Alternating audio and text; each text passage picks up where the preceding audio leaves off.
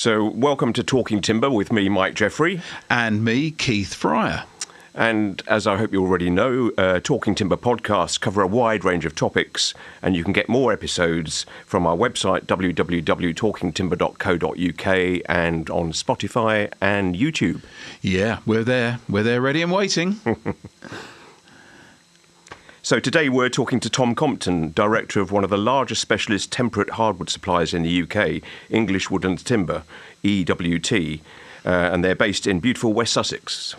Yeah, it's a really lovely part of the world. And I guess at this point I do need to declare a slight interest, as I'm a non-exec director of EWT, but that's beside the point. It's great to have you along, Tom. Hi. Thanks. Good morning. Good morning. Yeah.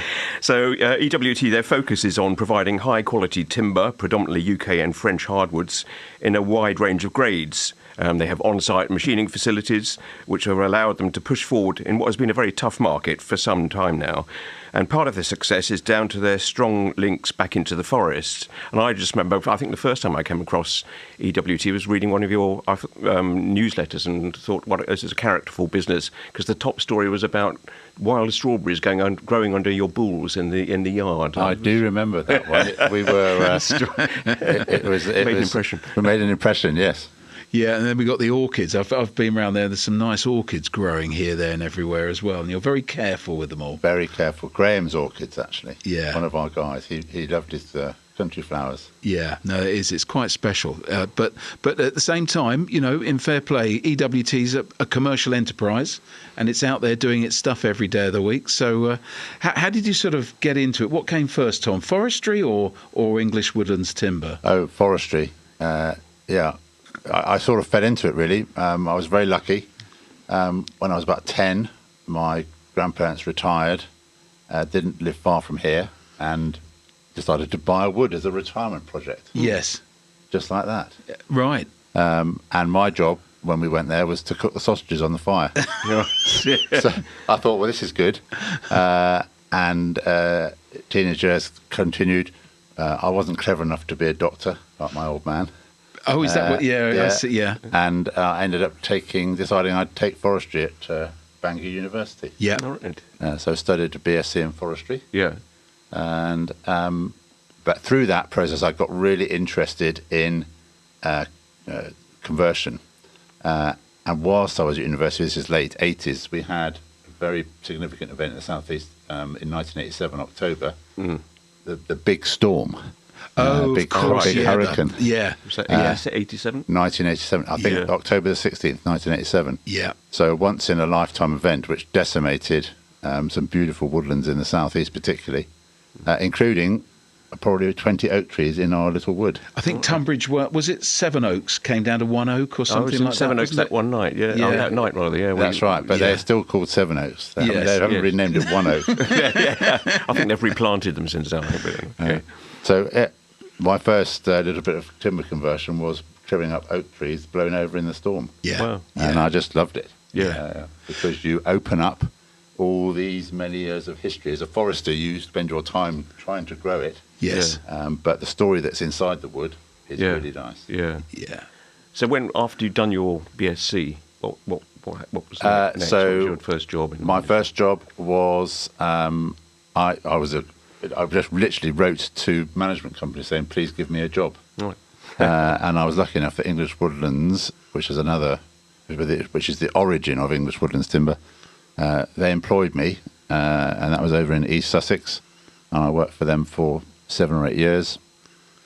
But ended up seeing to spend most of my time planting trees on the side of roads, which I think my last job was around the Ford Dagenham plant on the A13. Well, you probably did a good job trying to hide that. That was the end. Right. But I knew I'd been selling timber to Cocking as a manager, and luckily enough, fortuitously for me, one of the partners had some health issues and wanted to sell his share. All right. And I persuaded my wife to part with most of the money that we had left in the house, and we bought that share. And that was May 2000, so 25 years ago. And was it called English Woodlands Timber then? It was English Woodlands Timber, and it had come out of the company I was working for. back Yes. in the 80s had bought it, Right. probably because they were owed so much money. Right. And they called it English Woodlands Timber because it was part of that business. Yes. Yeah. But then subsequently that came into the ownership of the chap I bought my share from. Right. So that was my introduction. So do you see forestry, your background in forestry, in terms of selling timber, is it a help? I assume it is. I mean, that depth of knowledge? I think so. Certainly, we talk in the business of it all starts with the trees. Yes. Because fundamentally, unless there are trees, there's no timber, and there's no timber trade. And I think it's always been very important to me because I know how hard it is how important it is to manage forests for timber, and to grow trees specifically for timber. There's a lot of other objectives and a lot of other things that happen in woods, but fundamentally the thing that makes them tick is the wood itself, and that's the cash that the owners need to be able to manage their wood. So having a strong market for wood helps those owners fund their management. Yeah. Yeah. Yeah. Do you select wood from standing timber in woodlands? Is that part of the? We do, yes, but much more commonly now we are working with people that are presenting wood at roadside for us, because in most hardwood parcels, the bit we want is only about 15, possibly 20% of the total volume. Yeah. Right. The rest of it is going for firewood, Yes. and other biomass products, Yeah. particularly in hardwood. Yeah, I guess biomass is now a big part of the equation, isn't it? It's enormous, Yeah. and very helpful because It's using every last scrap. it uses every last scrap, and it provides, you can actually, if I went back 15, 20 years, you could hardly give it away. Yeah. So Yeah. that market has enabled people to get into the woods, and that allows the good stuff to come out too. Right. Yeah. No. And is the wood? Have you seen a sort of development in the quality of the wood over the years? I mean, is it? Yeah, well, in this part of the world, of course, we had that massive event in '87, Yes. which took a huge volume of standing stock. And so the trees that were left, people were very reluctant to cut them, of course. But I would say, honestly, I would say that the volume of quality wood is steadily reducing all the time now. So it is harder to get. And that's where we step into the sort of the environmental sustainability issues. I know you're a great proponent of Grown in Britain, and then we've got the other standards alongside that. But Grown in Britain's a big thing for you, isn't it? It is. It makes for us as a business where we're sourcing and promoting English hardwoods, it's the most relevant alongside PEFC certification for our business.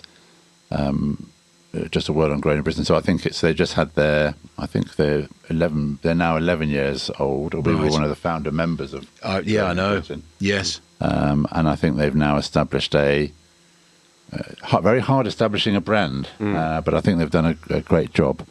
Dare I and- say similar-ish to Red Tractor? Is it something akin to that in the sense of? Yes, I think that's with those messages, you've got to keep it really simple. Yep. And the Red Tractor is a really clever, good, simple It message. seems it, doesn't it?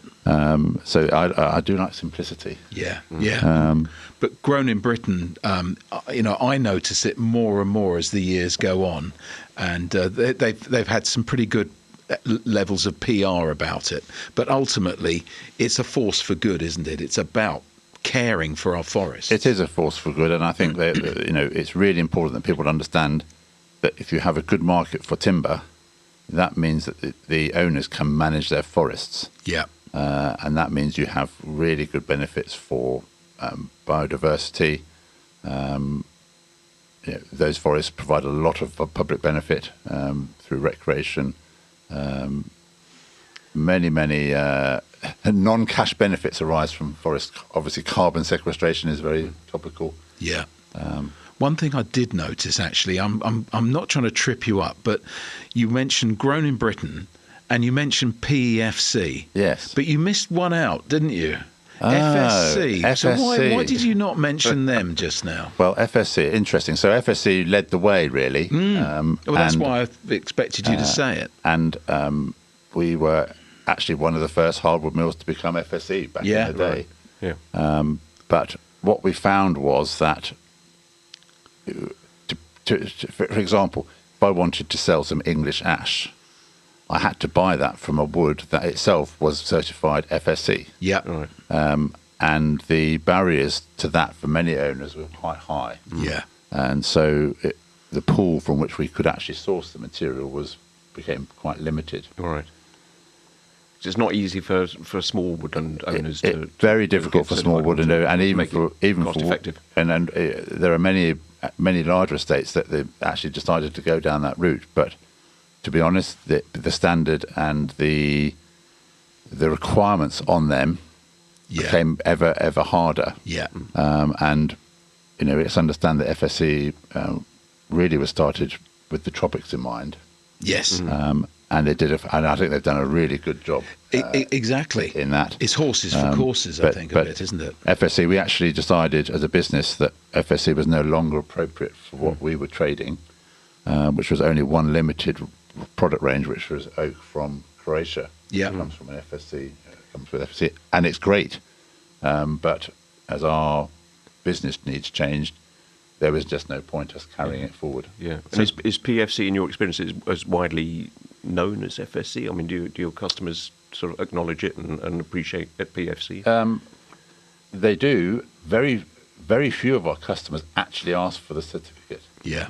But I think what they do like to know is that we are certified, and that process of then the diligence that we go through to make sure our suppliers are PEFC certified gives them that reassurance. Yeah. They trust us to do our job. Absolutely. And I mean, I know you recently had your PEFC audit, didn't you? Well, we did. Yeah. And how did it go?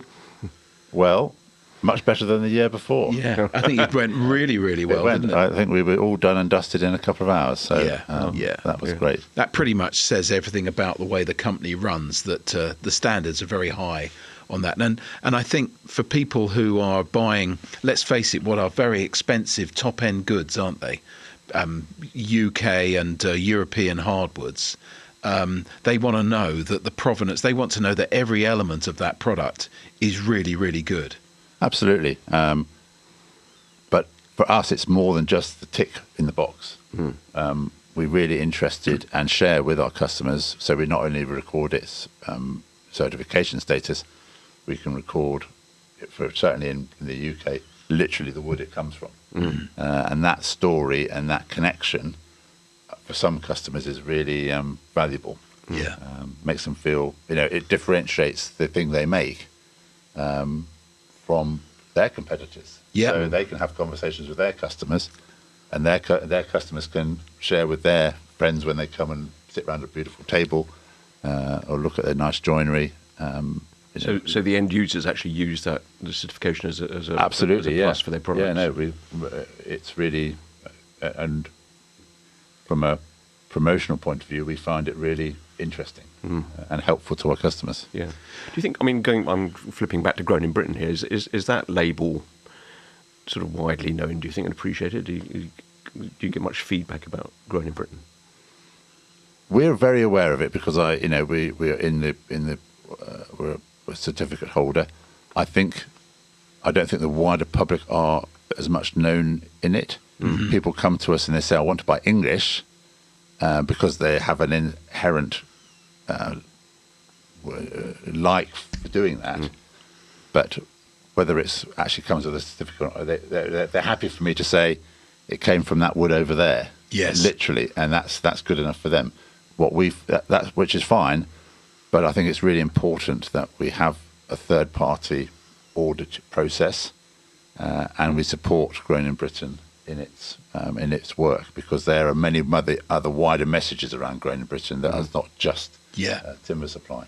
Yeah, it has got recognition from some fairly sort of top-end businesses. I remember a few years back, Heels made a big splash of Grown in Britain. They've developed some very good corporate partners. Nando's also quite interested and tried very hard. I'll have to remember that when I'm in there. So I wonder whether they'll get me a discount. So on the also on the forestry side, roughly speaking, do you think across Europe are we seeing an improvement in forest cover for particularly for temperate timber? No, I don't think there's an increase in cover per se. I think there are huge challenges in forest health within the woodland. We're seeing a few years ago, for example, in southern Germany, there was a huge outbreak of a spruce beetle, Ips typophilus. I haven't got that quite right. We just called it Ips. Okay. And that's now come across to southeast England. And owners, so a lot of trees are under stress, mainly because of dehydration. Right. So the very hot summers in Europe. Ash dieback, of course. We have ash dieback in the UK, of course. In France, where we source obviously a lot of our oak, those trees are under stress. They reckon 5 to 10% of the standing oak is dying. Right. And that means that it gets very prone to worm attack. Yes. Yeah. And that has huge implications because in production. The tree's weaker. The tree's more weaker. Vulnerable. Exactly, yes. Yeah. So it's sort of a vicious circle, really. I mean, the drier the weather gets, the more vulnerable the trees are to pests, and also the pests survive because of the warm winters. So it's a sort of that's right. Although perversely, treble whammy or whatever it is. In the last 6 months, they've had a huge amount of rain and are hugely challenged in getting the logs out of the forest. Right. So it's our weather patterns. We seem to have longer periods of hot, dry weather and or wet weather. Which is particularly challenging forestry operations. Yeah. But I guess some people would assume, you're running a very traditional business, trading timber products, and we've been using these since the start of mankind. So for English Woodlands Timber, is it quite a laid-back type of organisation, relying on just the provenance to sell itself? Is that how it works? No, that's not true. Yeah. It doesn't feel like that not, to me. No. Traditional products, modern systems. Yeah. Very modern. So it's, we respect the material, but to run the business, we have to be efficient. Yeah. I mean, you're very much into, for instance, the mechanical handling side of things is very advanced there, isn't it? Yeah, we've changed that a lot. 5 years ago, we were running diesel forklifts, counterbalance forklifts with timber on. Literally stacked up, quite difficult, very traditional. We've moved that completely to a racking system with complete electric for battery fleet, powered off our 140 kilowatt solar array, and it's a lovely, clean, pretty dust-free environment. It is, which is great for the stock as well, isn't it? Keeps the stock fresh. And more importantly, we haven't got people inside breathing sawdust and diesel fumes. So you use the latest sort of processing technology in terms of... Our processing is, so just for the benefit of listeners, we don't actually saw round logs at our site anymore. Because we don't do the sufficient volume, we contract that out to a specialist mill. And we focus our effort on the secondary processing. And that is in the form of 2 cutting edging tools, a straight line edger, lovely. Anyone in the timber trade cannot go further wrong than a Wadkin PU. I know, it's just the best. I used to use it as a kid, and brilliant bit of kit. So it requires quite a lot of operator skill, and we convert a lot of waning edge to square edge. Right. So you have to have good selectors who know what they're doing, and you need good machinists that know how to work the wood and understand the wood. It's really important that skill goes right the way through the business. Yeah. And how easy is it to get those skilled people these days? Do you train up your own people? You have to train up. It's very rare now to find. In fact, I would say in the timber trade generally, most learning happens within the trade and on the job. There's very little formal education. I learned everything I learned is on the job. I think that's sort of has been, but there are less tutors out there than there used to be, aren't there? And that's what we've got to really look at. But I was thinking also another thing. For instance, you use a lot of vacuum lifting, don't you, to take a lot of strain off people? So we've made a lovely investment in a vacuum. A lot of that technology is very common in France. We see a lot of it when we're doing our selections over there, and we brought that into the UK. I think we've got probably the nicest vacuum lift in the hardwood trade. It's a really good piece of kit. Yeah. I saw it working very, very actively yesterday. Was there when it was very busy. So it's much more efficient. It's much safer for the guys because these lumps of wood can be 300-400 kilos. Wow. We don't test it at that level that often. Right. But it has been a transformational bit of tool. And talking about, talking about timber from France, what's the sort of percentage that you source from abroad in terms of your? Yeah, so I would say in total sales, about 80% would come from France. Right. It's quite high. Wow. Which for a company called English Woodlands Timber, yes, there's a bit of a dichotomy there. But our English stocks are increasing. And particularly around things that have a particular character in English. So English oak is different from French oak. The figure grades are really interesting, and that comes with Englishness or Scottishness or Welshness. Right. Ash, chestnut, walnut. Yeah, walnut. There's some. That's a particularly nice. You do get some amazing trees. Yeah, it looks gorgeous. Plane. That's Plane tree. Yeah. Amazing, beautiful timber. Any particular sort of notable big moments that sort of people might recognise? Of things you've sold or bought. I had one walnut tree, which was almost as high as this room, and we're standing in a room which is about 7 foot high. Yeah.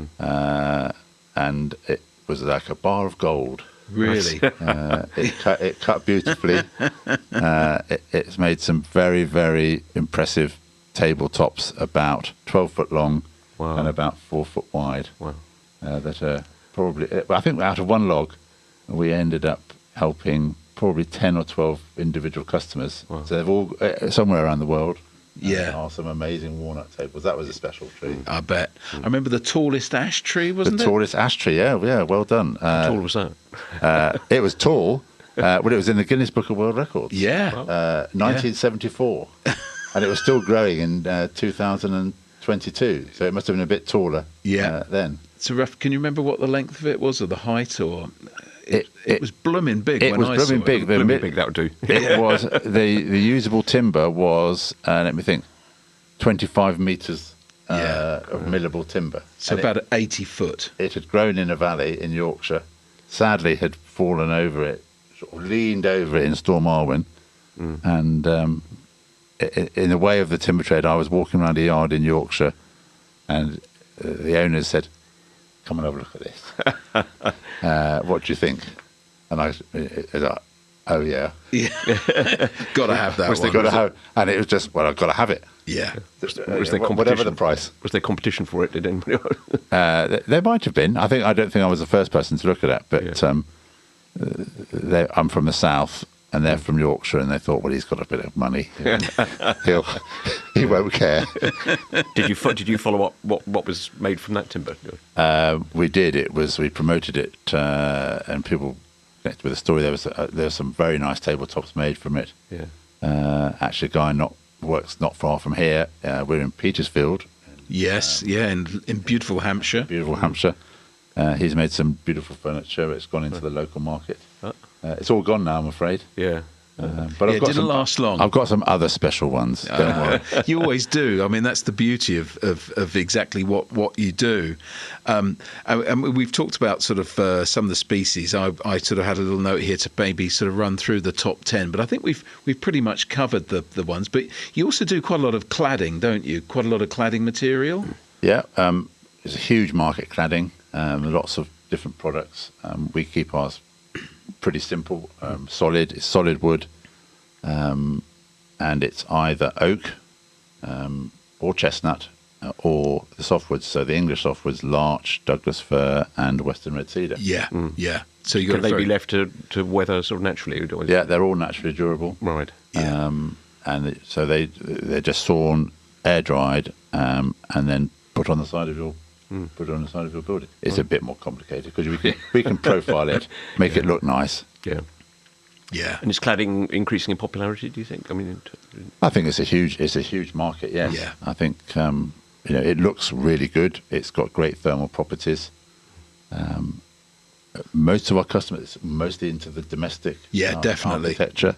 I'm proud to say the house I live in is sort of got Douglas fir cladding from the sort of the first floor up, and even if I say so myself, it looks really, really nice. Now it's 12 years old. It looks gorgeous. Yeah, and it gives you a good 25, 30 year lifespan without any treatment. Yeah, definitely. And does that go to new build or mostly to refurb? Or? No, it can go to new build. Yeah, ours was new build. I think it's sort of a good mix across everything, isn't it? Refurbishments, extensions, people doing garages, what do you want to call carports, which leads you on to sort of sectional timber. You do quite a lot of large section, don't you?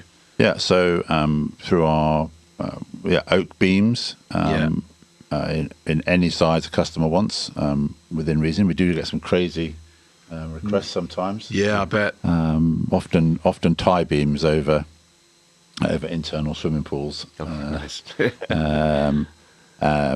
And Douglas fir. Yeah. And we have some. That's one species in the UK which offers really good structural properties and long lengths.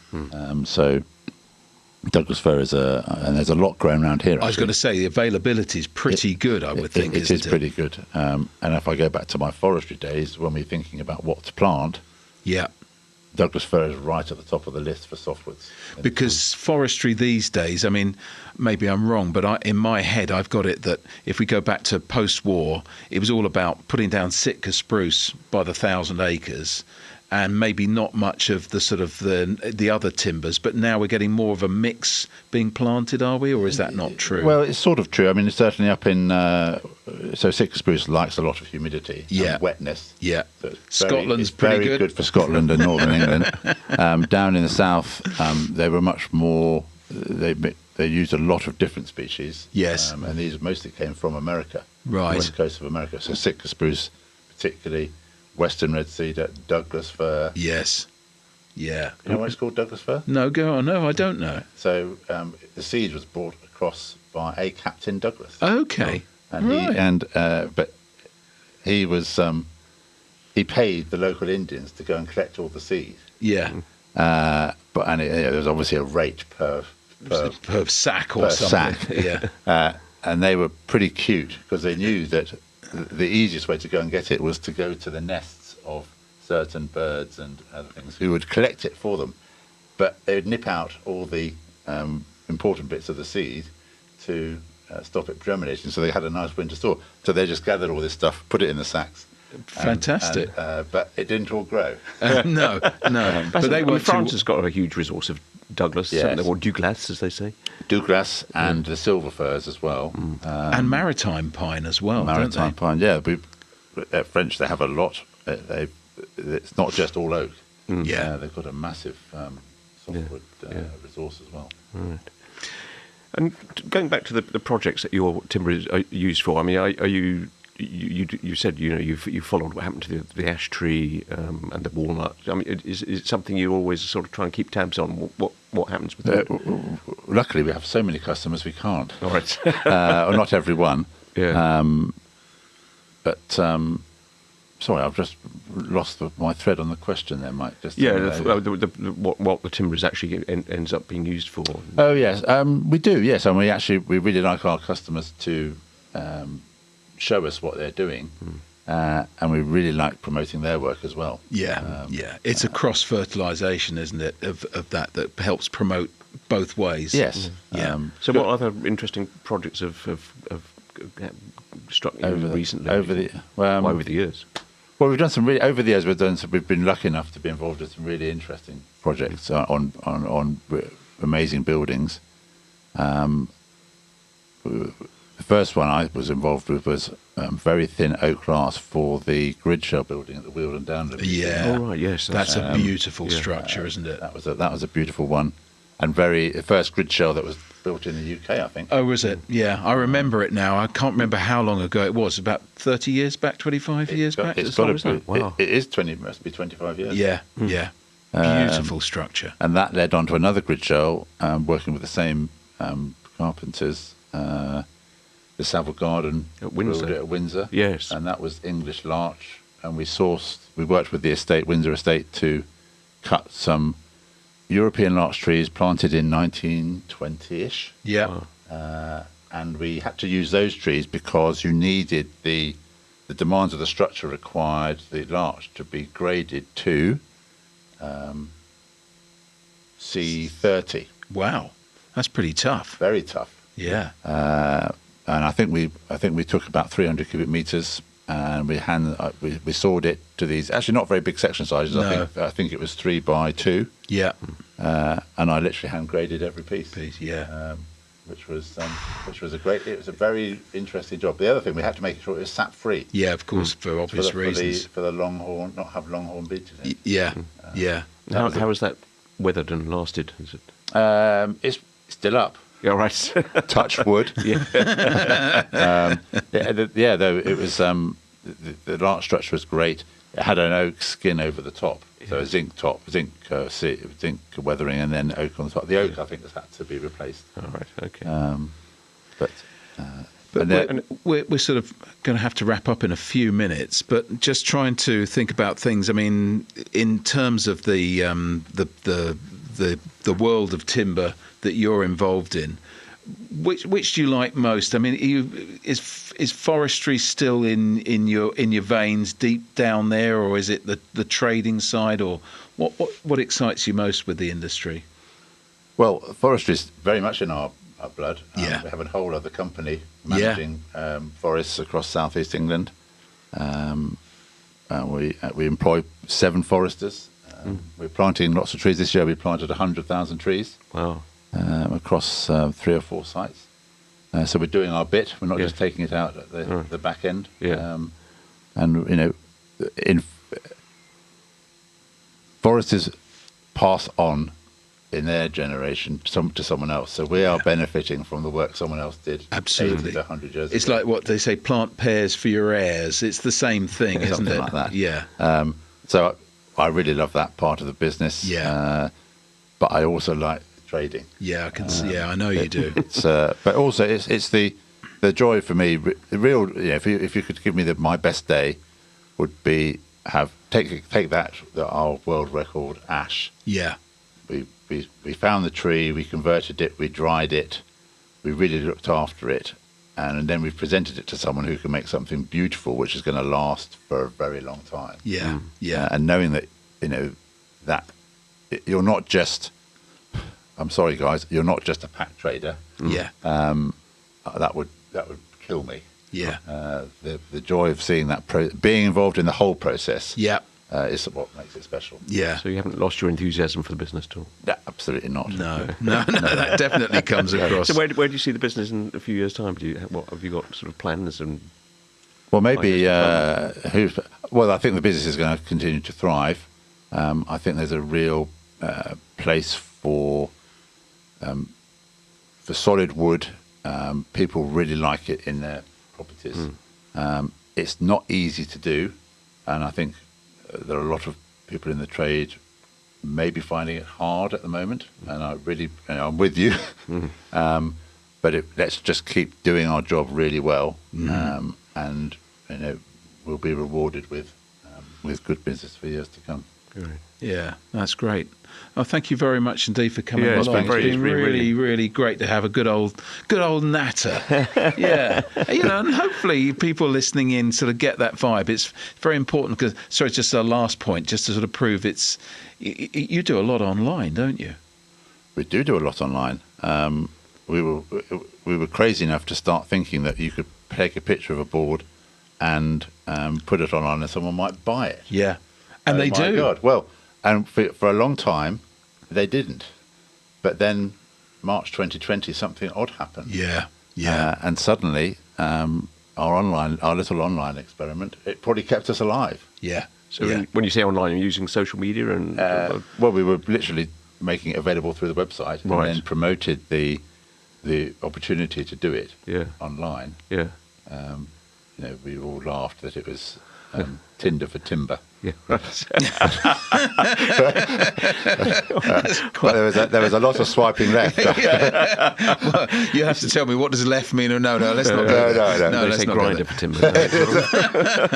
Oh dear. And then I think we better stop, hadn't we? yeah, I think we better. But then there's the shop as well, isn't there? Because the shop. again, that help promote English woodland timber, doesn't it? It's all about accessibility. Yeah. It's actually quite hard, from the layperson. If you want to try and get some decent solid wood, Yeah.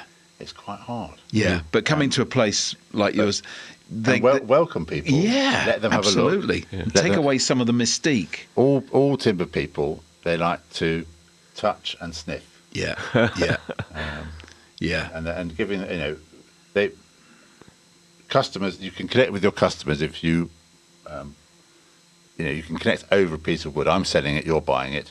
We appreciate it together as just a thing. Okay, there's a trade, but actually it's the connection, and those are the customers. We enjoy working with them. yeah. And I hope they enjoy working with us. Thanks, Tom. Yeah, Thank it's you. been really That's a interesting. great point to end, and Yeah. really appreciate you coming in. Thank you, Yeah. guys. No, pleasure. That's been great.